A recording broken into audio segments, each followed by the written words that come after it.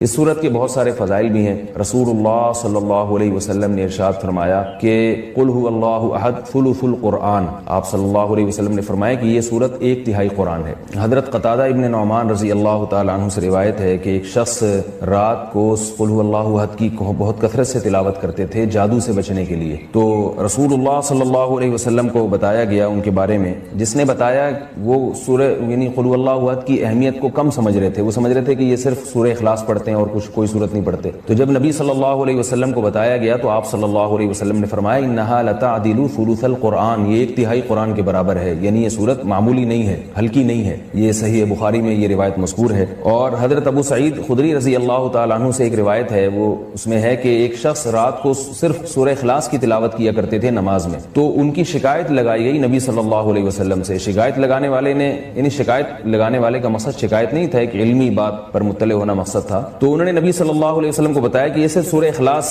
پڑھتے ہیں، یعنی وہ بھی سمجھ رہے تھے کہ یہ تو ایک چھوٹی سی صورت ہے اور بھی قرآن پڑھنا چاہیے۔ تو آپ صلی اللہ علیہ وسلم نے اس موقع پر بھی فرمایا کہ انہا لتعدل ثلث القرآن، فرمایا کہ یہ صورت ایک تہائی قرآن کے برابر ہے، یعنی یہ صورت معمولی صورت نہیں ہے۔ طرح حضرت عائشہ رضی اللہ تعالی عنہا سے روایت ہے کہ آپ صلی اللہ علیہ وسلم جب بستر کی طرف جاتے تو آپ صلی اللہ علیہ وسلم قل هو اللہ احد، قل اعوذ برب الفلق، قل اعوذ برب الناس، یہ تینوں صورتیں پڑھ کے اپنے ہاتھ پہ پھونک مارتے اور اپنا ہاتھ پورے جسم پہ پھیر لیتے۔ یہ اہتمام آپ صلی اللہ علیہ وسلم نے اس وقت فرمایا جب آپ صلی اللہ علیہ وسلم پر جادو ہوا، اس کے بعد آپ صلی اللہ علیہ وسلم کا ہمیشہ یہ معمول رہا ہے۔ یہ بھی صحیح بخاری کی روایت ہے۔ صحیح بخاری کی ایک اور روایت میں ہے کہ حضرت عائشہ رضی اللہ تعالیٰ عنہ فرماتی ہیں کہ ایک مرتبہ رسول اللہ صلی اللہ علیہ وسلم نے جہاد کے لیے ایک لشکر بھیجا، تو اس میں جو امام تھے وہ سورہ اخلاص کی بہت زیادہ تلاوت کیا کرتے تھے نماز میں۔ صحابہ کرام کا جب یہ لشکر واپس لوٹا ہے تو آپ صلی اللہ علیہ وسلم کو بتایا گیا کہ یہ سورہ اخلاص بہت زیادہ پڑھتے تھے نماز میں، تو آپ صلی اللہ علیہ وسلم نے ان سے پوچھا کہ تم یہ کام کیوں کرتے تھے، سورہ اخلاص تم اتنی زیادہ کیوں پڑھتے تھے؟ تو ان صحابی نے فرمایا کہ اس میں رحمان کے اوصاف بیان کیے ہیں، اللہ کی حمد و ثنا ہے، اور اس وجہ سے مجھے اس سورت سے محبت ہے، یعنی محبت ہے جس کی وجہ سے میرا دل چاہتا ہے میں اس کی بار بار تلاوت کروں۔ تو آپ صلی اللہ علیہ وسلم نے فرمایا کہ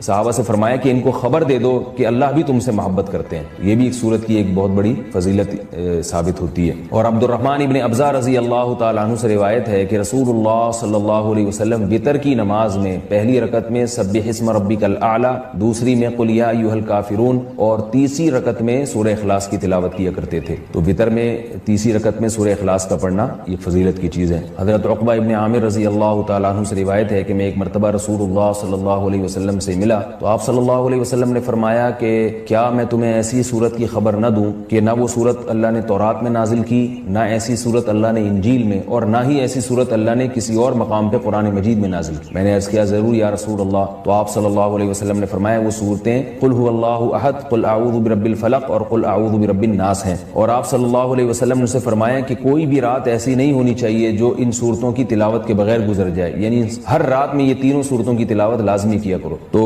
عقبہ ابن عامر رضی اللہ تعالیٰ عنہ فرماتے ہیں پھر پوری زندگی مجھ سے کبھی بھی ان تینوں صورتوں کی تلاوت رات میں نہیں چھوٹی اور کبھی بھی ناغہ نہیں ہوا۔ اور حضرت ابو ہریرہ رضی اللہ تعالیٰ عنہ سے ایک اور روایت ہے کہ رسول اللہ صلی اللہ علیہ وسلم نے کسی شخص کو قل هو اللہ احد کی تلاوت کرتے ہوئے دیکھا تو آپ صلی اللہ علیہ وسلم نے فرمایا کہ واجب ہو گئی۔ صحابہ نے پوچھا یا رسول اللہ کیا چیز واجب ہو گئی؟ آپ نے فرمایا کہ اس کی تلاوت کرنے والے کے لیے جنت واجب ہو گئی۔ یہ تو اس صورت کے کچھ فضائل تھے جو میں نے آپ کے سامنے بیان کیے۔ اس صورت میں ہمیں اسباق کیا ملتے ہیں؟ پہلی تو سبق ہمیں توحید کا ملتا ہے کہ اسلام توحید کے بغیر کامل نہیں ہے، بلکہ اسلام مقبول ہی نہیں ہے۔ آج بہت سارے لوگ اللہ تعالیٰ کو معبود تو کہتے ہیں مگر اللہ کے سوا مشکل کشا، حاضر ناظر اور مختار کل ایسے ایسے الفاظ ایجاد کیے ہوئے ہیں جو غیر اللہ پر بھی اس کا اطلاق کرتے ہیں۔ بعض لوگ قبر پرستی کا شکار ہیں، بعض لوگ رسول اللہ صلی اللہ علیہ وسلم کو عالم الغیب کہتے ہیں، حاضر ناظر کہتے ہیں، جبکہ ہمیں اس صورت میں کیا سبق مل رہا ہے کہ اللہ یکتا ہے، اس جیسا کوئی بھی نہیں۔ تو اللہ اگر مشکل کشا ہے، حاجت روا ہے، تو پھر اگر ہم مخلوق کو بھی مشکل کشا اور حاجت روا کہہ دیں تو اس کا مطلب یہ ہوا کہ مخلوق بھی اللہ جیسی ہے، اس لیے کہ جو معبود ہے اس کی دو بنیادی صفات ہیں، علم اور قدرت۔ معبود میں دو چیزوں کا ہونا ضروری ہے، یعنی آپ جس کی عبادت کرتے ہیں اس میں دو صفات کا اعلیٰ وجہ الکمال ہونا ضروری ہے۔ ایک یہ کہ اس کی قدرت کامل ہو، وہ جو چاہے کر سکتا ہو، اور اسے اس کا علم کامل ہو، جیسے کہ قرآن مجید میں آتا ہے اللہ الذی خلق السبع سماوات ومن الارض مثلہن یتنزل الامر بینہن لتعلموا ان اللہ علی کل شیء قدیر وان اللہ قد احاط بکل شیء علما۔ اس آیت کا حاصل کیا ہے کہ اللہ نے اس پوری کائنات کو اس لیے بنایا تاکہ اللہ کے بارے میں دو چیزوں کا لوگوں کو یقین آ جائے۔ ایک یہ کہ لتعلموا ان اللہ علی کل شیء قدیر، کہ اللہ ہر چیز پر قادر ہے، وَأَنَّ اللَّهَ قَدْ أَحَاطَ بِكُلِّ شَيْءٍ عِلْمًا، اور اللہ کے علم سے کوئی بھی چیز خارج نہیں ہے، یعنی مختار کل بھی اللہ ہے اور عالم الغیب بھی اللہ ہے۔ تو اگر آپ اللہ کے علاوہ کسی اور کو بھی ان صفات میں اللہ کے ساتھ شریک کر دیں، چاہے وہ ذاتی کہہ کے کریں یا عطائی کہہ کے کریں، کسی بھی طرح سے کر دیں، یعنی بعض لوگ یہ کہتے ہیں کہ اللہ مشکل کشا ہے، لیکن اللہ نے اپنی مخلوق میں سے بعض پیغمبروں کو مشکل کشا بنا دیا ہے، اور اللہ عالم الغیب ہے لیکن اللہ نے اپنی مخلوق میں سے بعض پیغمبروں کو عالم الغیب بنا دیا ہے، تو یہ غلط ہے۔ اسی کی قرآن جگہ جگہ نفی کر رہا ہے کہ علم غیب میں اور قدرت میں اللہ جیسا کوئی بھی نہیں ہے۔ اس لیے اس سورت سے ہمیں یہ سبق ملتا ہے۔ دوسرا ہمیں سبق ملتا ہے کہ لم یلد ولم یولد، کہ اللہ کے بارے میں یہ عقیدہ رکھنا کہ اس نے جنا ہے، جیسے کہ عیسائی کہتے ہیں حضرت عیسیٰ علیہ السلام اللہ کے معاذ اللہ بیٹے ہیں، تو اللہ نے کسی کو نہ تو بیٹا بنایا اور نہ اللہ نے جنا۔ بعض عیسائی کہتے ہیں کہ اللہ نے حضرت عیسیٰ کو جنا ہے معاذ اللہ، لیکن عیسائیوں میں جو جمہور ہیں وہ یہ کہتے ہیں کہ اللہ نے جنا تو نہیں ہے، لیکن آج انشاءاللہ اس کے بارے میں، دعا کے بارے میں کچھ بات کروں گا کہ ہم لوگ دعاؤں سے بہت زیادہ غافل ہیں۔ اللہ تعالیٰ نے قرآن مجید میں دعا کے بارے میں فرمایا ادعوا ربکم تضرعا وخفیا، اپنے رب کو پکارو عاجزی کے ساتھ اور چپکے سے۔ جیسے اللہ نے نماز کا حکم دیا، اللہ نے زکوٰۃ کا حکم دیا، بالکل اسی طرح سے اللہ نے مانگنے کا حکم بھی دیا ہے کہ ہم کس سے مانگیں؟ اللہ سے مانگیں، اور مانگیں یعنی اللہ کے علاوہ کسی اور سے نہیں مانگیں، اور اللہ سے بھی باقاعدہ مانگیں، مانگنے کا عمل جاری رکھیں۔ آج جہاں باقی عبادتوں میں سستی ہو رہی ہے، دعاؤں میں بھی لوگ پیچھے چلے جا رہے ہیں، مانگتے ہی نہیں ہیں، اور مانگتے ہیں تو پتہ نہیں کس اسٹائل سے مانگتے ہیں، توجہ نہیں ہوتی۔ اجتماعی دعاؤں پر زیادہ زور ہے، انفرادی پر زور نہیں۔ کہیں مجمع دعا مانگ رہا ہوتا تو ہاتھ اٹھا کے آمین آمین شروع کر دیں گے، بس ٹھیک ہے، وہ بھی جائز ہے، لیکن دعا میں جو اصل ہے وہ انفرادی ہے۔ دیکھیں، جب آپ کسی سے اپنی حاجت پوری کرنے کے لیے، کچھ مانگنے کے لیے جاتے ہیں، تو اکثر آپ کی کوشش ہوتی ہے کہ اس سے اکیلے میں ملوں۔ اکثر کوشش کیا ہوتی ہے؟ سب کے سامنے نہیں، بلکہ آپ اس کو لیں گے، بھائی تھوڑی دیر کے لیے ذرا مفتی صاحب آپ سے کام، ایسا ہی ہوتا ہے نا، ذرا چھاؤں میں آ جائیں تھوڑی دیر کے لیے۔ لوگ کہتے ہیں نا، مفتی صاحب کہہ رہے ہیں بھائی یہیں پوچھ لو، کہہ رہے نہیں ذرا سائڈ پہ آ جائیں، تو سائڈ پہ جانے کے بعد پھر آپ کہتے ہیں یہ مسئلہ ہے، فلانا مسئلہ ہے، ڈمکانا مسئلہ ہے۔ تو سائڈ پہ لے جانے سے بعض دفعہ یہ بھی ہوتا ہے کہ سب کے سامنے آدمی اپنی بات نہیں لانا چاہ رہا ہوتا، اور بعض دفعہ یہ بھی ہوتا ہے کہ میں اپنی بات توجہ کے ساتھ سنا سکوں۔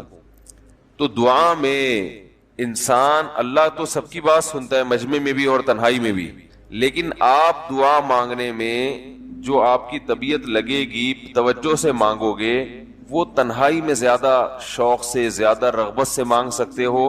اجتماع میں ایسی رغبت اور ایسی شوق سے انسان دعا نہیں مانگ سکتا۔ تو انفرادی دعائیں ہی ختم ہوتی جا رہی ہیں۔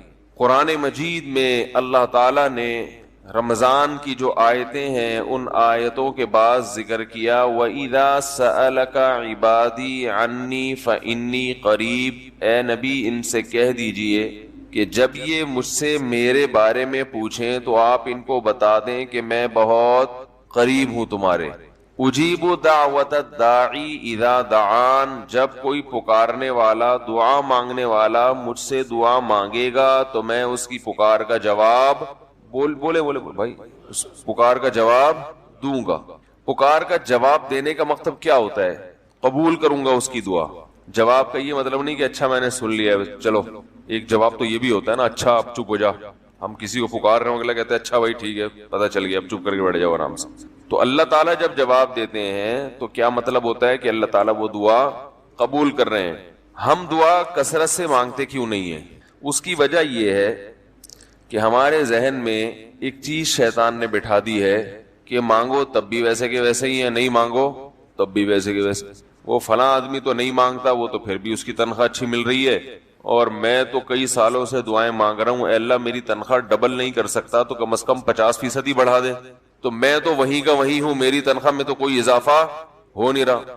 تو ہم تو دیکھتے ہیں کہ ادھر دعا مانگو کچھ بھی نہیں ہو، سوائے ثواب کے کچھ بھی نہیں ملتا۔ یہ وہ چیز ہے جو انسان کو دعاؤں سے روکتی ہے۔ حالانکہ ہم پیغمبروں کی زندگی دیکھتے ہیں تو بات بات پر دعائیں مانگتے تھے، بہت کثرت سے، بہت زیادہ۔ نوح علیہ السلام، اچھا اللہ نے ان کی دعاؤں کو قرآن میں ذکر بھی کیا ہے، مناجات مقبولہ ایک دعاؤں کی کتاب ہے.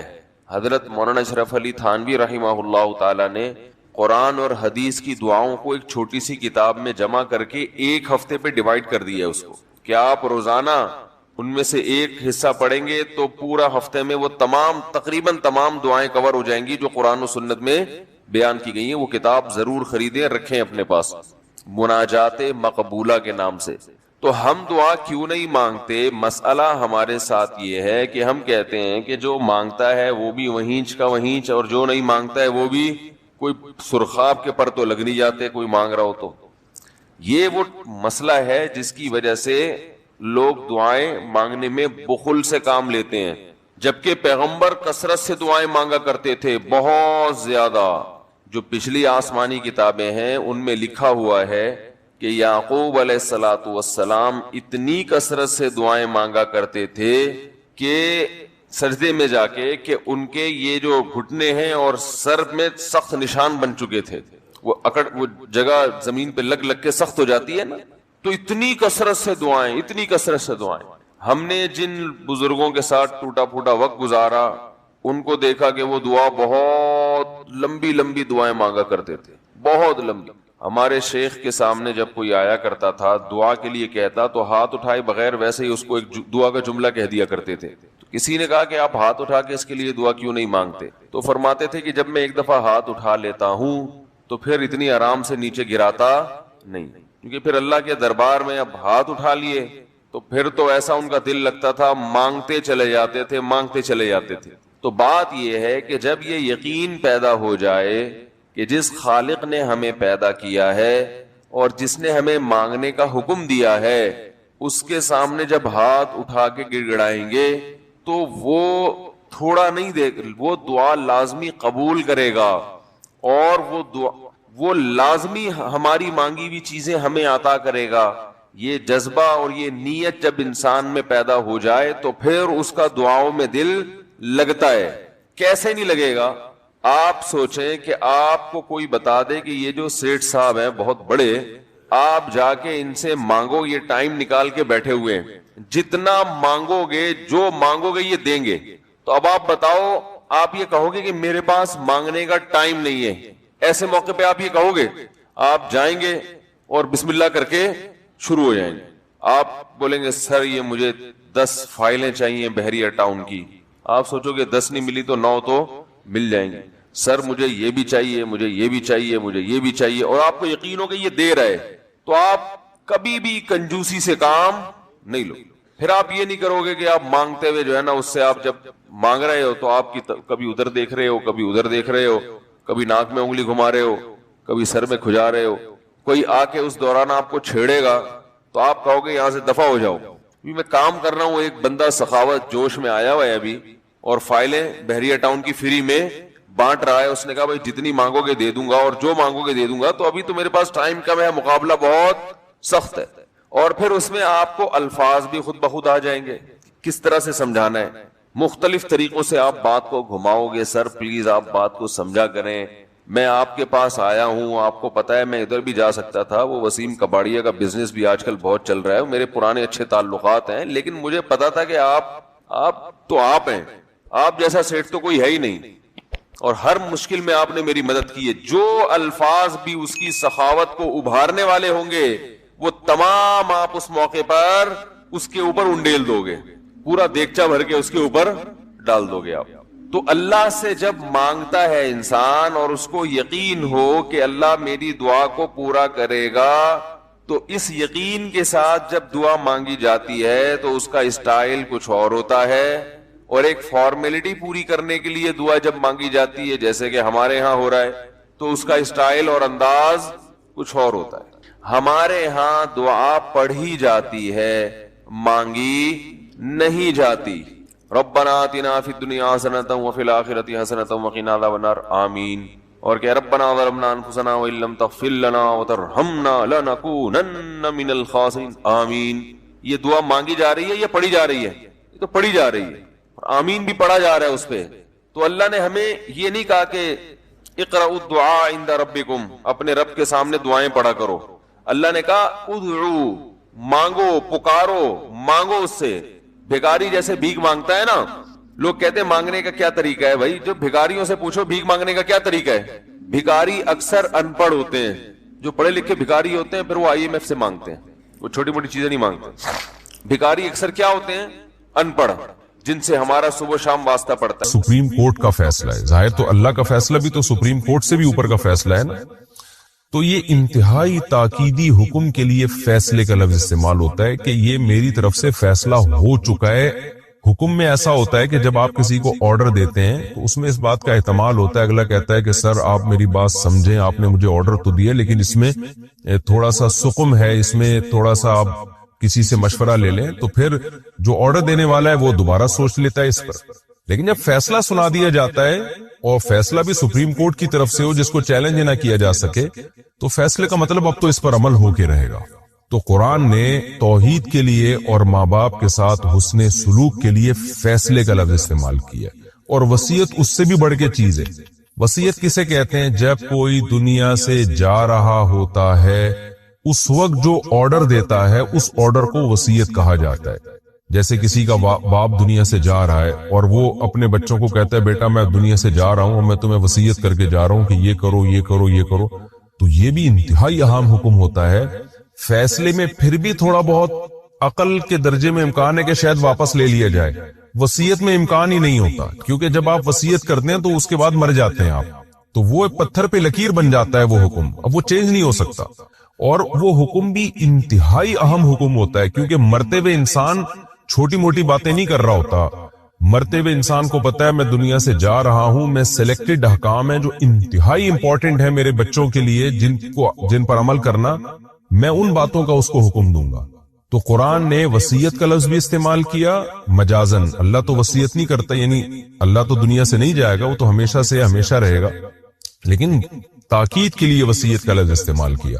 تو اس سے پتہ چلتا ہے کہ قضا کا لفظ اور وصیت کا لفظ یہ بتا رہا ہے کہ اسلام میں اللہ کی عبادت اور توحید اور والدین کے ساتھ حسن سلوک کی کس قدر اہمیت ہے, اور آج ہماری سوسائٹی میں اس کا کیا حشر ہو رہا ہے اس کے ساتھ. تو اللہ فرماتے ہیں وَقَضَى رَبُّكَ أَلَّا تَعْبُدُوا إِلَّا إِيَّاهُ, تیرے رب نے فیصلہ کر دیا ہے کہ تم عبادت مت کرو مگر صرف اسی اللہ کی. وَبِالْوَالِدَيْنِ إِحْسَانًا, اور والدین کے ساتھ اچھا سلوک کرو. دیکھیں احسان میں بار بار بتا چکا ہوں, کسی بھی عمل میں ایکسیلنسی پیدا کرنا, یعنی بہت اچھے طریقے سے والدین کے ساتھ پیش آؤ. اور پھر بوڑھے والدین کا اللہ نے الگ سے تذکرہ کیا. وجہ اس کی یہ ہے کہ جب والدین جوان ہوتے ہیں تو اولاد ان سے خدمت لے رہی ہوتی ہے. جیسے باپ کما کے کھلا رہا ہوتا ہے, ماں گھر میں خدمت کر رہی ہوتی ہے, اور ماں باپ کو اس وقت خدمت کی زیادہ ضرورت نہیں ہوتی. بڑھاپے میں معاملہ ہو جاتا ہے بالکل الٹا, اب وہ بیچارے کسی کام کے نہیں رہے, باپ ریٹائر ہو گیا ہے, اولاد کی ذمہ داری اب وہ کمائے, وہ اور پھر ریٹائر بھی ہو گئے, کما بھی نہیں رہا, اور پھر بوڑھا بھی ہو گیا ہے. بوڑھا ہونے سے طبیعت میں چڑچڑاپن پیدا ہو رہا ہے, بیماریاں آ رہی ہیں, تو وہ سوسائٹی کو بوجھ لگنے لگتے ہیں ایسے والدین. ماں بھی بوجھ لگنے لگتی ہے, باپ بھی بوجھ لگنے لگتا ہے. تو قرآن نے اس کنڈیشن میں ماں باپ کے حقوق بیان کیا جس کنڈیشن میں غیر مسلم اپنے والدین کو اولڈ ہاؤس میں جمع کراتا ہے, وہ گھر سے ہی نکال دیتا ہے اس حالت میں جب آپ کو ان کی بالکل بھی ضرورت نہیں ہے لیکن ان کو آپ کی محبت کی بہت زیادہ ضرورت ہے. اس حالت کو قرآن فوکس کرتا ہے کہ اس سنگین حالت میں تمہیں انہیں چھوڑنے کی اجازت نہیں ہے, تو اس سے پہلے کہاں چھوڑنے کی اجازت ہوگی. اس سنگین حالت میں اللہ ان کے حقوق بیان کرتا ہے. تو یہ مطلب نہیں ہے کہ جوان والدین کے حقوق نہیں ہے, مطلب یہ کہ وہ حالت جس میں تمہارے لیے حقوق کی ادائیگی انتہائی مشکل ہو, اس حالت میں قرآن تمہیں حقوق کی ادائیگی کا پابند کر رہا ہے, تو اس سے پہلے تو بطریق اولا تم پابند ہوگے ان کے حقوق ادا کرنے پر. تو وہ حقوق کیا ہیں؟ اما یبلغن, کہ اگر ان دونوں میں سے کوئی ایک عندک تمہارے پاس پہنچ جائے بڑھاپے کو. تمہارے پاس میں اللہ نے اشارہ کر دیا کہ والدین ہمیشہ تمہارے پاس ہی رہیں گے. دیکھیں قرآن یہ بھی تو کہہ سکتا تھا نا کہ ان دونوں میں سے کوئی بھی بڑھاپے کو پہنچ جائے, چاہے کہیں بھی ہو دنیا میں, لیکن قرآن نے عندک کے لفظ میں اشارہ کر دیا کہ بڑھاپے میں والدین رکھنے کی چیزیں, ان کا بڑھاپا تمہارے پاس ہونا چاہیے, اولڈ ہاؤس میں نہیں ہونا چاہیے ان کا بڑھاپا. تو ان میں سے کوئی بھی تمہارے پاس بڑھاپے کو پہنچ جائے, احدہما, ان دونوں میں سے کوئی بھی, او کلاہما, یا دونوں بوڑھے ہو جائیں, فلا تقل لہما اف, تو اف یہ ایک علامت ہے. عربی میں اف ایک ایسا جملہ ہوتا تھا جو ایک بے ادبی کا جملہ سمجھا جاتا تھا. کسی بھی بات پر جب آپ کو اعتراض ہوتا ہے نا کہ یہ آپ نے کیا کہہ دیا، تو ایسے موقع پہ کسی بھی زبان میں جو لفظ استعمال ہوگا اس کو اف کہا جائے گا. تو یہ ایک علامت ہے. میں بار بار بتاتا ہوں نا، قرآن جزیات بیان کر کے قاعدے بیان کرتا ہے. تو اف تبھی ہم فقہا لکھتے ہیں کہ کسی زبان میں اف کا لفظ وہ توہین کے لیے نہ ہو بلکہ عزت کے لیے ہو، تو وہاں اف بولنا بالکل جائز ہوگا. تو اس کے میں اف کا لفظ مراد نہیں ہے. مراد یہ ہے کہ کوئی بھی ایسا ورڈ استعمال کرنا، ایسا لفظ استعمال کرنا جس میں آپ کو یہ لگے کہ آپ ان کو جھڑک رہے ہیں، ڈانٹ رہے ہیں، آپ ان کے بات پر نہ ناک منہ بنا رہے ہیں، تو یہ ایسا لفظ استعمال کرنا شریعت میں جائز نہیں ہوگا. فلا تقل لہما اف، تو ان کے لیے اف بھی مت کرو. اردو میں یہ اف اسی طرح استعمال ہوتا ہے جیسے عربی میں. ولا تنہرہما، اور ان کو جھڑکو مت. جھڑکو کسے کہتے ہیں؟ آپ کسی کی بات پہ جب ایسے رد کرتے ہیں مضبوطی کے ساتھ کہ سامنے والا اپنی بے عزتی محسوس کرنے لگے، اس عمل کو عربی میں نہر کہا جاتا ہے. جیسے کوئی فقیر آپ کے گھر آتا ہے، آپ چلو بھائی جاؤ یہاں سے، میرے پاس ٹائم نہیں ہے. اس طرح سے ایک تو ہوتا ہے نا معذرت کے ساتھ کسی کو عزت کے ساتھ رخصت کرنا، ایک ہوتا ہے بھائی چلو یہاں سے. جیسے ہم صبح و شام اس کا مشاہدہ کر رہے ہوتے ہیں، دفع ہو یہاں سے، چلو یہاں سے. تو لا تنہرہما، اللہ کہتے ہیں ان کو کسی بات پہ تم نے جھڑکنا نہیں ہے. وقل لہما قولا کریما. اس لفظ میں لا تنہرہما میں اور لا تقل لہما افن میں یہ ہے کہ توہین نہیں کرنی. اب کیا مطلب توہین نہیں کرنی؟ تو کیا نیوٹرل رہنا ہے ان کے سامنے؟ اللہ کہتے ہیں نہیں، نیوٹرل بھی نہیں رہنا، بلکہ قل لہما قولا کریما، ان کے سامنے عزت والی بات کرنی ہے، ادب والی بات کرنی ہے. ایک یعنی 3 درجات ہوتے ہیں. ایک تو یہ کہ آپ کسی کی انسلٹ کر رہے ہیں، توہین کر رہے ہیں. ایک یہ ہے کہ آپ نہ انسلٹ کر رہے ہیں نہ اس کو ادب دے رہے ہیں. جیسے نیوٹرل لوگ دنیا میں پھر رہے ہوتے ہیں، ہم نہ ان کی توہین کر رہے ہوتے ہیں اور نہ ان کو رسپیکٹ دے رہے ہوتے ہیں. اور تیسرا درجہ یہ ہے کہ آپ اگلے کو رسپیکٹ دیں. تو اس لیے قرآن کہہ رہا ہے وَقُلْ لَهُمَا قَوْلًا كَرِيمًا، بات کرنی ہے کریم، عزت والی بات، ادب والی بات. تو اس کا عام ترجمہ یہ بھی کیا گیا کہ ادب سے ان سے بات کرنی ہے. وَخْفِضْ لَهُمَا جَنَاحَ الذُّلِّ مِنَ الرَّحْمَةِ، یہ تو اللہ نے زبان سے کیسے پیش آنا ہے اس کا طریقہ بتایا. زبان کے کیا احکام ہے، والدین کے سامنے کس لینگویج میں، کس زبان میں آپ نے، کس ٹون میں آپ نے بات کرنی ہے. اب اللہ کہتے ہیں کہ تمہارا ظاہری ایٹیٹیوڈ کیسا ہونا چاہیے والدین کے سامنے. وَخْفِضْ لَهُمَا جَنَاحَ الذُّلِّ، جو ذلت کے بازو ہیں، عاجزی کے بازو ہیں، وہ تم نے ان کے سامنے جھکانے ہیں. من الرحمہ، شفقت سے. یعنی جب تم ان کے سامنے کھڑے ہوگے، ان سے پیش آؤ گے تو ایسے پیش آؤ گے کہ تمہاری باڈی کو اور تمہارے جسم کو دیکھ کے لگ رہا ہو کہ اس میں عاجزی بھی جھلک رہی ہے اور والدین کے ساتھ شفقت اور رحمت بھی جھلک رہی، تمہیں ان پہ پیار بھی آ رہا ہے. بعض دفعہ عاجزی ہوتی ہے، جیسے باس کے سامنے انسان کھڑا ہوتا ہے بڑی عاجزی کے ساتھ، لیکن پیار نہیں ہوتا، محبت نہیں ہوتی اس میں. بعض دفعہ محبت ہوتی ہے لیکن عاجزی، جیسے بیوی سے انسان بات کر رہا ہو محبت جھلک رہی ہوگی، یا اپنے بچوں سے بات کر رہا ہو محبت جھلک رہی ہوگی، لیکن عاجزی نہیں ہوگی. تو والدین کے ساتھ جب بات ہوگی تو من جناح الذل بھی ہو، یعنی عاجزی بھی ہو، اور رحمت بھی ہو، یعنی شفقت اور محبت، عاجزی اور محبت دونوں کا مجموعہ تمہاری جسم سے جھلک رہا ہو. وَقُلْ رَبِّ ارْحَمْهُمَا، یہ تو وہ ادب ہے جو تم نے اپنے قول سے اور اپنے جسم سے کرنا ہے. اور پھر ساتھ میں اللہ سے دعا بھی مانگنی ہے، کیونکہ اتنا کچھ کر کے بھی تم ان کا حق ادا نہیں کر سکتے. جو انہوں نے تم پر بچپن میں احسانات کیے ہیں، ان احسانات کا تم دنیا میں بدلہ نہیں دے سکتے. یعنی ایک وہم ہوتا ہے نا کہ شاید اگر ہم یہ والدین کے ساتھ ہمارا یہ ایٹیٹیوڈ ہو تو شاید ہم نے دنیا میں ان کا بدلہ چکا دیا. اللہ کہتے ہیں نہیں، یہ بدلہ اللہ ہی دے سکتا ہے، تم نہیں دے سکتے. جو انہوں نے بچپن میں تم پر احسانات کیے، اس لیے تم نے اللہ سے دعا مانگنی ہے. وَقُلْ رَبِّ ارْحَمْهُمَا، اور یوں کہا کرو اے ہمارے رب ان دونوں پر ایسے رحم فرما، کما ربیانی صغیرا، جیسے کہ جب میں بچہ تھا ان دونوں نے میری تربیت کی ہے، تربیت جسمانی بھی اور روحانی بھی.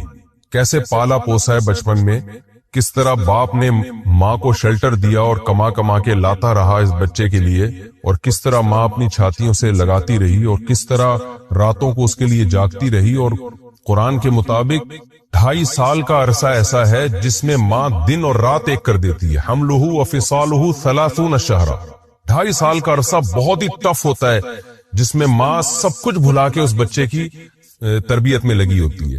تو اللہ کہتے ہیں کہ قُل رَبِّ ارْحَمْهُمَا كَمَا رَبَّيَانِي صَغِيرًا، پھر اپنے رب سے ان کے لیے دعائیں مانگا کرو. تو فقہاء نے اس آیت کے تحت لکھا ہے کہ اس آیت سے مفہوم یہ ہوتا ہے کیونکہ قرآن میں آرڈر دیا ہے نا ان کے لیے دعا مانگنے کا، تو کم سے کم ایک دفعہ تو یہ دعا مانگنا بہت سے فقہاء کہتے ہیں فرض ہے، اور اپنی دعاؤں میں اس دعا کو شامل کر لینا یہ سنت اور تاکیدی حکم ہے. آگے اللہ فرماتے ہیں ربکم اعلم بما فی نفوسکم، تمہارا رب خوب جانتا ہے جو کچھ تمہارے دلوں میں ہے.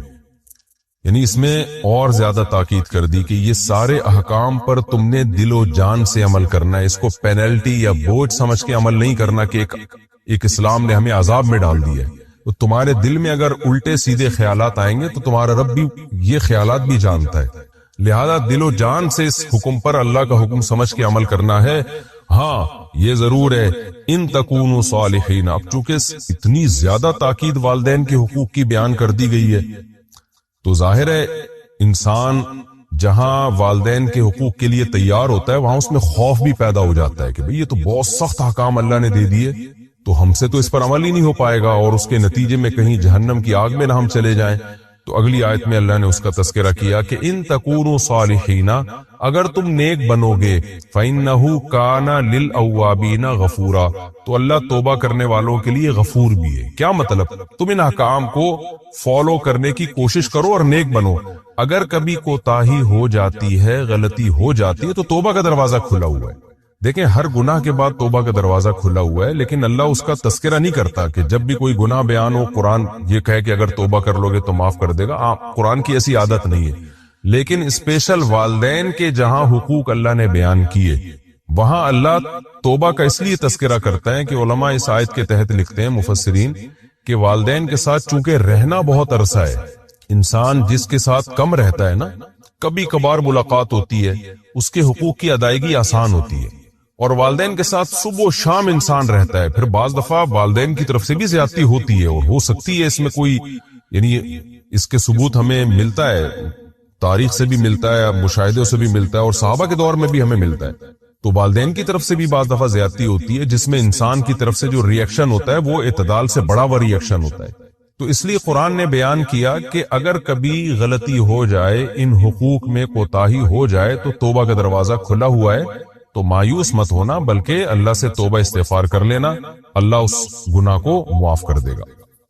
تو ہم نے علماء سے سنا ہے کہ انسان اگر کبھی ماں باپ سے اونچی آواز میں بات کر لے، اگر یہ عمل کبھی کبھار ہوتا ہے نا تو اللہ سے بھی معافی مانگے، ماں باپ سے بھی معافی مانگے، اور پھر اس کو بھول جائے، پھر مسلط نہ کرے اپنے اوپر کہ میں نے اللہ کے حکم کو توڑ دیا تو میرا پتہ نہیں کیا بنے گا. کیونکہ جب آپ کسی چیز کو مسلط کر لیتے ہیں تو پھر مایوسی کی طرف جاتے ہیں، آپ ڈپریشن کی طرف جاتے ہیں.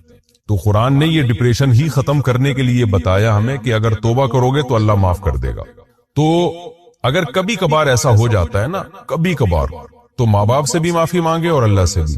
اور اگر یہ عادت پڑ چکی ہے، بار بار ایسا ہو رہا ہے یا ماں باپ کی طرف سے زیادتی اتنی ہو رہی ہے کہ بار بار آپ کی آواز اونچی ہو رہی ہے، تو پھر علماء کہتے ہیں کہ کوشش تو کنٹرول کرنے پر کرے، لیکن پھر صرف اللہ سے توبہ کر لینا کافی ہے. کیونکہ بار بار جب آپ انسان سے معافی مانگتے ہیں نا تو انسان بھی تنگ ہوتا ہے اس عمل سے، بلکہ وہ مذاق اڑانا شروع کر دیتا ہے کہ تیرا تو کام ہی یہی ہے. تو پھر صرف اللہ سے توبہ کی جائے، اور پھر لیکن ساتھ ساتھ اپنے عمل کی اصلاح کی بھی کوشش کی جائے کہ میں کس طرح سے اپنی زبان پہ کنٹرول کروں. اور اس کے علماء نے مختلف نسخے بیان کیے ہیں کہ جب بھی آپ بد کلامی کریں، بد تہذیبی کریں، تو آپ کو چاہیے کہ کچھ رقم صدقہ کر دیں یا چند 2 رکعت نماز اپنے اوپر لازم کریں، یعنی کوئی سزا دیں تاکہ آہستہ آہستہ یہ برائی چھوٹے. اور ایک بات جو سوسائٹی کے حالات کو دیکھ کر بیان کی جاتی ہے وہ میں یہی بیان کر دیتا ہوں، میں بھول نہ جاؤں، کہ بعض دفعہ ماں باپ کی طرف سے واقعی زیادتی اتنی ہوتی ہے اولاد پر کہ وہ بہت زیادہ اس کو ٹارچر کر رہے ہوتے ہیں. چند کیسز ہیں ہماری سوسائٹی میں، زیادہ تر اولاد والدین کی نافرمان ہوتی ہے. خوب سمجھ لیں، زیادہ تر ہماری سوسائٹی میں والدین پر ظلم ہوتا ہے، کیونکہ جب اسلام ہمارے گھروں سے نکل رہا ہے اور لبرلزم آ رہا ہے، ایجوکیشن کے نام پہ جو بد تہذیبی آ رہی ہے یونیورسٹی اور کالجز میں، اس کے نتیجے میں لوگوں نے باپ کو باپ سمجھنا، ماں کو ماں سمجھنا چھوڑ دیا. تو ہماری ینگ جنریشن آج کل اس کی نظر میں والدین کی کوئی حیثیت نہیں ہوتی، بس اسی باپ کی عزت ہوتی ہے جو اولاد کو اپنے سے بھی، جو اولاد کو باپ بنا کے جس نے رکھا ہوا. یعنی آج اگر کسی گھر میں باپ کی عزت ہو رہی ہے نا تو وہ باپ ہوگا جس نے اولاد کو باپ بنایا ہوا ہو. تو اس ابا کو تو لوگ مانتے ہیں. جو باپ گھر میں باپ بن کے رہے گا اس کی ویلیو نہیں ہے. جو ماں گھر میں ماں بن کے رہے گی اس کی ویلیو نہیں ہوتی الا ماشاء اللہ. تو لیکن کہیں اس کے برعکس بھی ہوتا ہے, کہیں واقعی والدین کی طرف سے بھی زیادتی ہوتی ہے. تو ایسے موقع پہ حتی الامکان برداشت کیا جائے. لیکن اگر برداشت سے معاملہ باہر ہو گیا تو پھر علماء کہتے ہیں کہ پھر والدین سے الگ رہا جائے. ایسی صورت میں کیونکہ بار بار ان کی حق تلفی ہوگی, زبان درازی ہوگی, پھر آپ کی زندگی کی برکتیں ختم ہوں گی. تو ایسی صورت میں پھر بہتر یہی ہے کہ تھوڑا سا ان سے ریزرو ہو جائے انسان, کیونکہ پھر بار کیونکہ ناقابل برداشت تو ظاہر انسان کبھی بھی اپنے اوپر بوجھ نہیں ڈال سکتا. تو ایسے ہمارے سامنے بہت کیسز آئے ہیں کہ ماں نے اتنی زیادتی کی یا باپ نے اتنی زیادتی کی, اولاد کو بالکل نفسیاتی مریض بنا دیا. تو اور پھر اولاد ماں باپ کے سامنے زبان چلانے لگی, وہ بھی غلط ہے. تو نتیجہ کیا نکلا, گھروں میں بہت فساد ہوتا ہے. تو جب کوئی خطرناک حد تک خدا نہ خواستہ نوبت پہنچ رہی ہو تو پھر والدین سے بلوغت کے بعد علیحدگی اختیار کرنے میں کوئی حرج نہیں ہے. پھر آپ الگ رہیں اور پھر ان سے تھوڑا سا ریزرو رہیں, مالی لحاظ سے ان کے حقوق سارے ادا کرتے رہیں اور کبھی کبھار ان سے ملتے رہیں, ان کی خیریت پوچھتے رہیں. لیکن پھر اتنا قریبی تعلق نہ رکھیں جس سے ڈپریشن میں جانا شروع ہو یا ان کی حق تلفی پہلے سے بھی زیادہ شروع ہو جائے. تو یہ پھر زیادہ خطرناک ہے. لیکن ایسے بہت ہی کم کیسز ہوتے ہیں.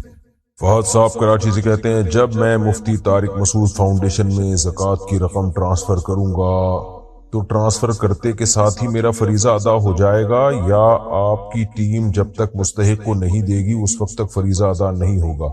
دیکھیں, جب تک فقیر یا غریب کے ہاتھ میں رقم نہیں پہنچ جاتی اس وقت تک فریضہ شرعی ادا نہیں ہوتا. لیکن کسی بھی ٹرسٹ یا فاؤنڈیشن کو آپ نے رقم دی ہے تو اگر وہ قابل اعتماد ہے تو وہ مستحقین تک رقم پہنچاتا ہے. ہاں, ایک قابل اعتماد ہی نہیں ہے تو پھر ایسے ادارے کو تو دینی نہیں چاہیے. تو اس لیے جو دینے والا ہے نا وہ اگر زکوٰۃ ادا کر دیتا ہے کسی ٹرسٹ کو جو قابل اعتماد ٹرسٹ ہو یا فاؤنڈیشن ہو جو قابل اعتماد فاؤنڈیشن ہو, تو وہ تسلی رکھے کہ اس کو ثواب مل گیا ہے اور اس کی رقم مستحقین تک پہنچ جائے گی. میرا 10 ہفتے کا حمل ضائع ہوا تھا, کیا اس میں مجھے ثواب ملا ہوگا؟ قیامت میں اس میں بھی جان ڈالی جائے گی, میری سفارش ہوگی جس طرح نابالغ بچہ فوت ہونے میں ہوتی ہے. جی, حدیث سے یہ بات ثابت ہے. امام شافعی نے کتاب الام میں یہ حدیث نقل کی ہے کہ جو حمل ضائع ہو جاتا ہے نا وہ بھی ضائع نہیں ہوتا, بلکہ وہ بھی قیامت کے دن اللہ اس میں جان ڈالیں گے اور وہ سفارش کا ذریعہ بنے گا. محمد جہاں زیب سرگودا سے, میری والدہ اور میری دادی اماں 5 سال پہلے وفات پا گئی تھیں اور وہ اپنی زندگی میں حج نہیں کر سکی. عمرہ کیا ہوا تھا دونوں نے, تو اب میرے والد یہ سوچ رہے ہیں کہ وہ ان دونوں کی طرف سے اس سال یا اگلے سال حج کریں. تو کیا یہ ممکن ہے؟ اس کا کیا طریقہ ہوگا؟ انہوں نے وصیت نہیں کی تھی تو بس اب کوئی واجب نہیں ہے کسی پر بھی, کوئی لازم نہیں ہے. اس والد صاحب اگر کر لیں تو بھی ٹھیک ہے, ان کی طرف سے اگر الگ الگ حج بدل کرنا پڑے گا, اور نہ کریں تو بھی جائز ہے. باقی حج بدل کا طریقہ آپ نیٹ پہ سرچ کر سکتے ہیں, میرا پورا کلپ اس بارے میں مل جائے گا. تو پورا طریقہ پوچھنا ہے آپ نے تو دوبارہ سوال لکھ کے بھیجیں, میں انشاءاللہ پورا طریقہ اس پہ آپ کو بتا دوں. میرے شوہر نے مجھے میکے بھیجا اور پیچھے سے میرے ابو کے واٹس ایپ نمبر پر طلاق نامہ بھیجا جس پر انہیں 3 سائن کیے ہوئے تھے. پھر بعد میں TCS پر بھی طلاق نامہ وصول ہوا. تو کیا اس طریقے سے 3 طلاقیں ہو جاتی ہیں؟ رجوع کی کیا صورت ہوگی؟ کورٹ کے جج نے فیصلہ کیا ہے کہ 3 طلاقیں ہو گئیں, لیکن شوہر اس کی تصدیق نہیں کر رہا. اگر شوہر نے واٹس ایپ پہ 3 طلاقیں لکھ کے بھیجی ہیں یا آپ کو پوسٹ کی ہیں 3 طلاقیں, تو تینوں طلاقیں واقع ہو گئی ہیں. تو شوہر بعد میں اگر مکر جائے تو اس کے مکرنے کا اعتبار نہیں, آپ کو تحریر مل گئی, واٹس ایپ پہ مل گیا تو بس ہو گئی طلاق. محمد سیالکوٹ سے, میرا بچہ چھوٹا ہے اور اس کی دیکھ بھال کی وجہ سے کبھی کبھی نماز کا وقت گزر جاتا ہے. کیا میرے لیے ظہر اور عصر کی نمازیں اور اس طرح مغرب اور عشاء کی نمازیں جمع کرنا جائز ہے؟ جائز نہیں ہے. بچے کی دیکھ بھال بھی کریں اور فرض نماز اپنے ٹائم پہ ادا کریں. آپ اکیلی تو نہیں ہیں جو بچے کی دیکھ بھال کر رہی ہیں. ہمیشہ سے مائیں اپنے بچوں کی دیکھ بھال کرتی آئی ہیں اور نمازیں اپنے ٹائم پہ پڑھتی آئی ہیں. نماز کو اپنے عذر سے ٹالنا یہ کبیرہ گناہ ہے, اس لیے نمازیں اپنے وقت پر پڑھیں. آپ کیا بغیر عذر کے سنت اور وطر بیٹھ کے پڑھ سکتے ہیں؟ وطر تو پڑھنا جائز نہیں ہے، سنت پڑھ سکتے ہیں لیکن وطر کھڑے ہو کر ہی پڑھنے پڑیں گے۔ محمد ثاقب بہاول نگر سے، ہم جہاں پر رہتے ہیں وہاں اکثر جنازے دربار پر ہوتے ہیں اور جنازے کو دربار کے کمرے کے سامنے رکھا جاتا ہے۔ دربار کیا مطلب؟ یعنی اس طرح کے جنازہ پڑھنے والوں کا رخ بالکل قبر کی طرف ہوتا ہے، اس کا شرعی حکم کیا ہے؟ جائز نہیں ہے یہ۔ کیوں قبرستان میں جنازہ پڑھ رہے ہیں؟ درباروں پہ کیوں جنازہ گاہ میں ہونا چاہیے، کسی گراؤنڈ میں ہونا چاہیے۔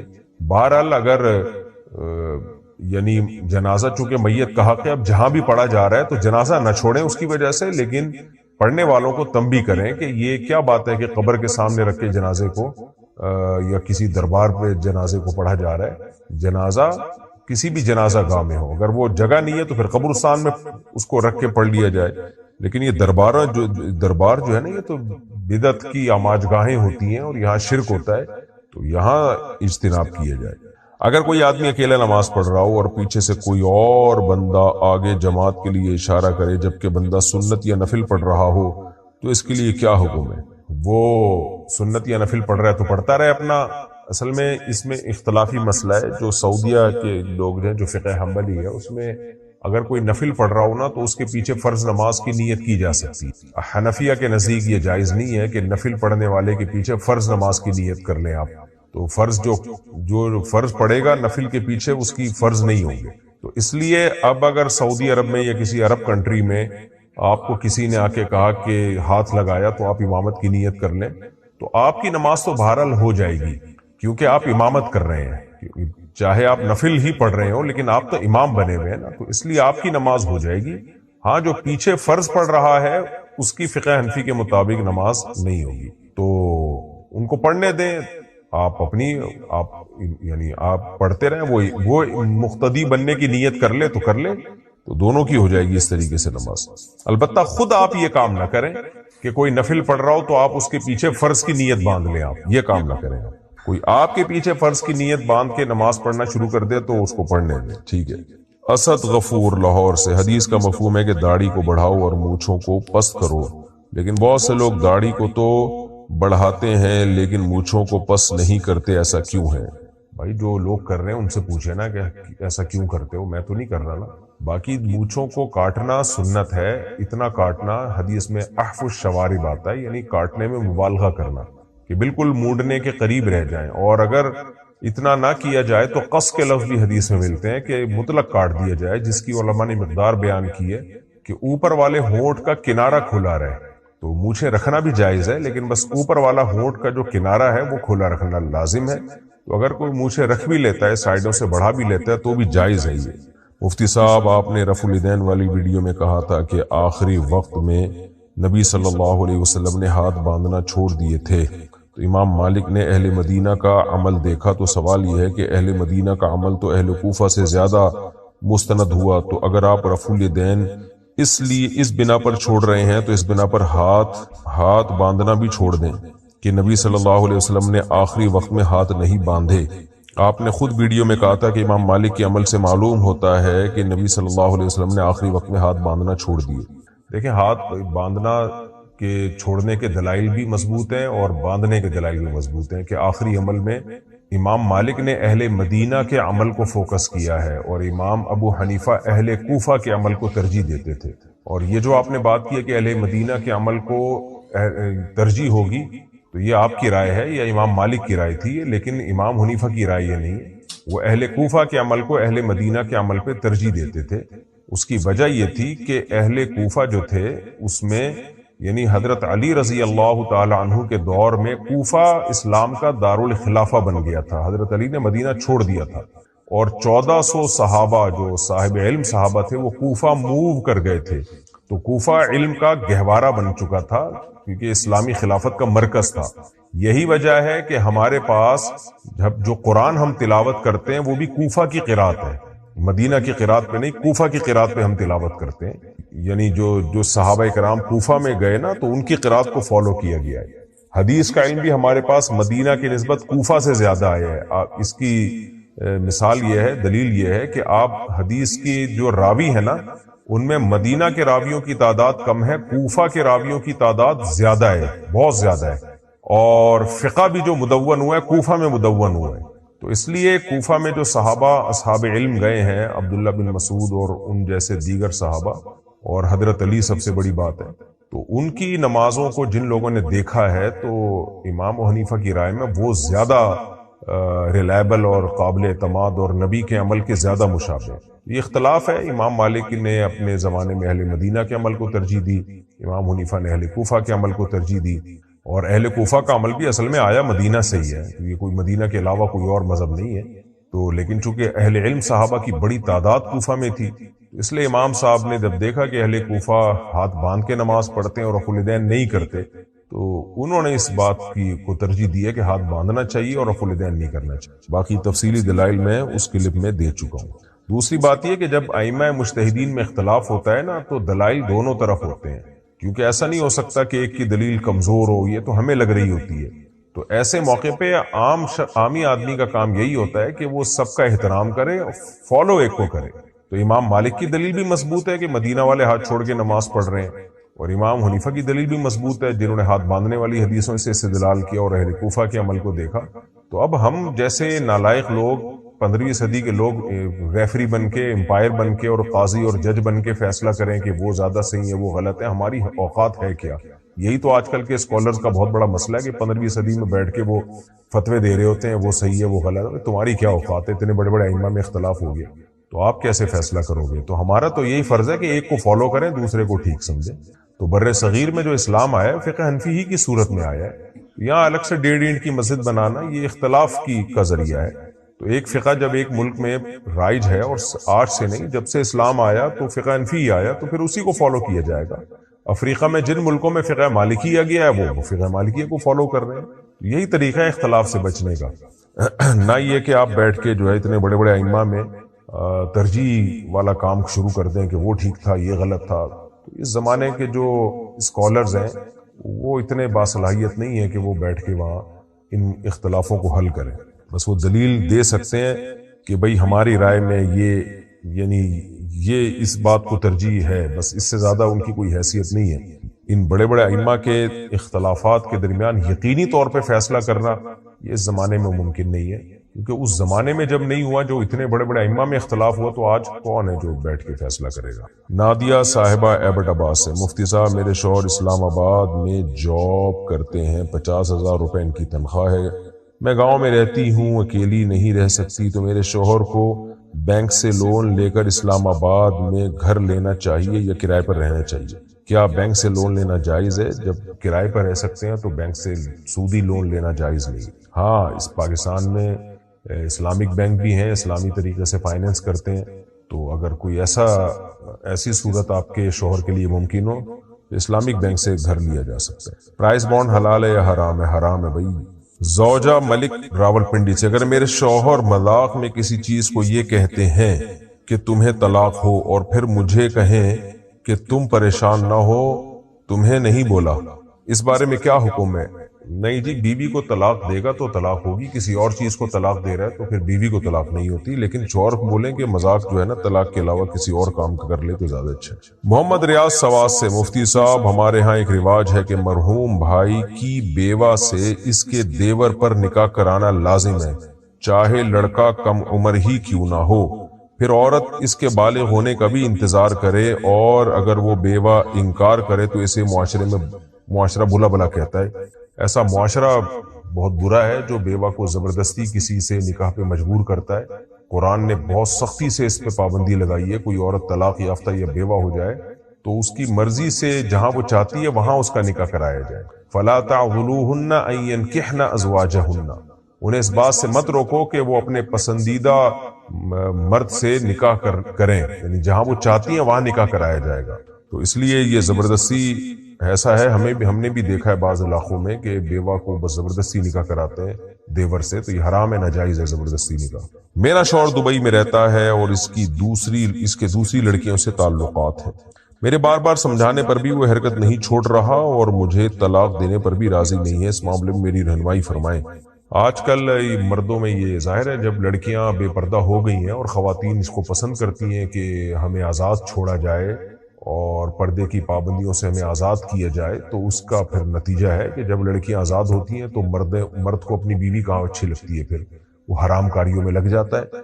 تو اب یہی ہے کہ اللہ اس کو ہدایت دے۔ میں تو آپ کے لیے یہی کہوں گا، آپ کو کیا کرنا چاہیے یہ تو پھر آپ اپنے رشتہ داروں سے مشورہ کریں، ہر ایک کے حالات مختلف ہوتے ہیں، مشورہ دینا بہت مشکل کام ہے ایسے معاملات میں۔ تو آپ طلاق لیں گی، ایسا نہ ہو کہ پھر آپ کو کوئی مرد ہی نہ ملے کوئی نکاح کے لیے۔ آج کل طلاق یافتہ سے شادی کون کرتا ہے، بڑے مسائل ہیں طلاق یافتہ خواتین کے ساتھ۔ تو اس لیے صبر ہی کریں اور شوہر کی ہدایت کی دعا کریں، یا مشورہ لے لیں اپنے ریلیٹو سے، اللہ آپ کے شوہر کو انسان کا بچہ بنائے۔ محمد انیس الرحمن رحیم یار خان سے، اگر امام صاحب نماز پڑھا رہے ہوں اور ان پر سجدہ سہو واجب ہو اور کوئی شخص اس کے بعد نماز میں داخل ہو تو کیا اس شخص پر بھی سجدہ سہو کرنا لازم ہوگا؟ نہیں جناب، اس پہ لازم نہیں ہوگا۔ خلفائے راشدین کے بارے میں وضاحت فرما دیں کہ ان کی تعریف اور ان کی تعداد کتنی ہے، اور کیا حضرت امیر معاویہ رضی اللہ عنہ بھی خلفائے راشدین میں شامل تھے؟ جو اصطلاح ہے نا خلفائے راشدین کی اہل سنت والجماعت کے نزدیک، اس میں 4 خلیفہ ہیں، حضرت ابو بکر، حضرت عمر، حضرت عثمان، علی رضی اللہ عنہم اجمعین۔ باقی حضرت معاویہ وہ بھی عادل بادشاہ تھے، اور ان کے بعد بھی بہت سارے عادل بادشاہ آئے، تو ان کی فضیلت سے انکار نہیں ہے، لیکن خلفائے راشدین کی فہرست میں اہل سنت والجماعت 4 خلفاء ہی کو شامل کرتے ہیں، ابو بکر، عمر، عثمان اور علی رضی اللہ عنہم اجمعین۔ مفتی صاحب، میری بیوی کارٹون، گیمز اور ویڈیو وغیرہ دیکھتی ہے، کیا اس پر کوئی گناہ ہے؟ کون سی ویڈیوز دیکھتی ہے؟ اگر حرام ویڈیوز دیکھتی ہے، فلمیں، ڈرامے، یعنی کوئی ایسی چیزیں جو جیسے انڈین موویز دیکھ رہی ہے تو پھر تو ناجائز ہے، اور اگر جائز موویز دیکھ رہی ہے تو پھر گناہ نہیں ہے۔ مفتی صاحب، میرے شوہر نے مجھے 3 طلاقیں ایک ساتھ دی ہیں اور لیگل پیپرز پر لکھ بھی دیا ہے۔ میری شادی 2 سال رہی تھی، مجھے یہ بات تکلیف دے رہی ہے اور میرے دماغ سے نہیں نکل رہی، میں اس بات کو کیسے بھولوں؟ رہنمائی فرمائیں۔ آپ ایسے بھولیں کہ اللہ نے قرآن مجید میں فرمایا ہے وَإِن يَتَفَرَّقَا يُغْنِ اللَّهُ كُلًّا مِّن سَعَتِهِ، اگر میاں بیوی میں علیحدگی ہو جائے اللہ دونوں کو اپنے فضل سے غنی کر دے گا۔ یہ دنیا مسافر خانہ ہے، یہ محبتیں دل میں رکھ کے نہیں جینا چاہیے، جو ہو گیا ہو گیا، ما قدر اللہ، جو مقدر میں تھا وہ ہو گیا۔ تو اب آپ نئی زندگی کا آغاز کریں، پرانے غموں کو سوچتے رہنا اور ہر وقت اسی کو یاد کر کے روتے رہنا، یہ شریعت کا حکم نہیں۔ اللہ کو صبر کرنے والے پسند ہیں، رونے دھونے والے اور غموں کو یاد کر کر کے ٹینشن میں جانے والے اللہ کو پسند نہیں ہے۔ جو ہونا تھا ہو گیا، ما قدر اللہ، یوں سمجھیں کہ وہ مر گیا بس۔ بیوہ بھی تو ہو سکتی تھی نا، کوئی ایکسیڈنٹ میں ہلاک ہو جاتا، تو اب کہیں اور نکاح کریں، نئی زندگی کا آغاز کریں۔ طلاقیں صحابیات کے دور میں بھی ہوئی ہیں، تو کوئی بہت بڑا ایشو نہیں بنا لیا جاتا تھا، طلاق کو ہو گئی کوئی بات نہیں بھائی، عدت گزار کے کہیں اور نکاح کرو۔ اگر اعتکاف کی نظر مانی ہو تو کیا رمضان کے آخری عشرے میں سنت اعتکاف میں نظر کی نیت کرنے سے دونوں ادا ہو جائیں گے؟ نہیں جی، ایک ادا ہوگا، دونوں ادا نہیں ہوگی، جس کی نیت کریں گے صرف وہی ہوگا۔